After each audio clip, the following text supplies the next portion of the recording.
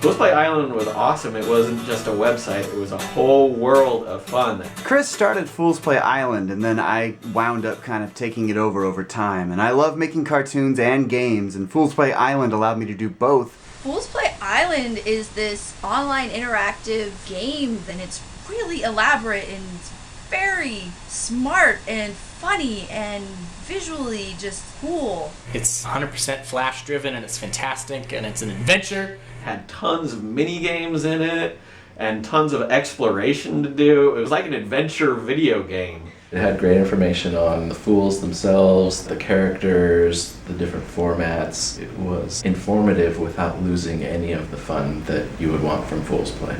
You could learn about some of the fundamentals of improv technique, or you can listen to some of the short songs that they've done in the past. I liked that it had a lot of references to characters that I could remember. Fool's Play Island had its own cast of characters. There was a ghost who was a perennial loser. The ghost is a coward, but a very sympathetic coward. Angry Beef is from Fool's Play Island, and he likes to kill the ghost.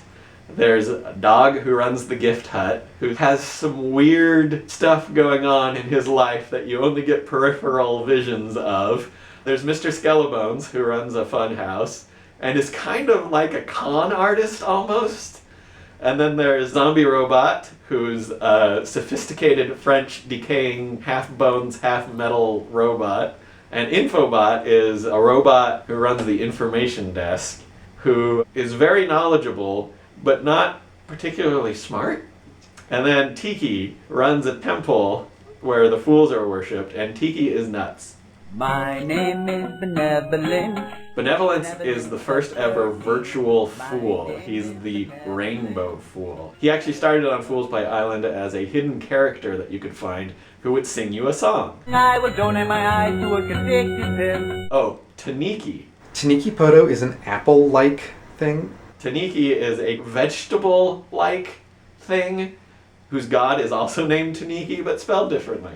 There was this Taniki Poto game. I remember playing Taniki Poto Death.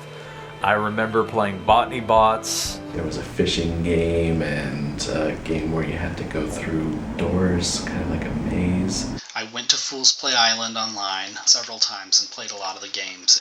And there are all these puzzles and things that you could solve. It was really fun to try to figure out all of the little hidden games. Some of the stuff was so hard I had to cheat. I had a key, and the key opened things. I think there were coins hidden around the island. I think there was like a different coin for each color of fool.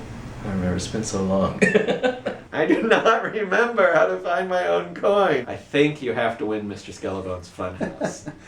This mine in the volcano, we buried lots of Easter eggs in it, and if you found those, you got discounts at the show, or you got access to more media that was on the site. And if you actually completed the video game, you actually got a physical prize. It took me a while, but getting the ultimate prize was pretty awesome. I won Fool's Play Island.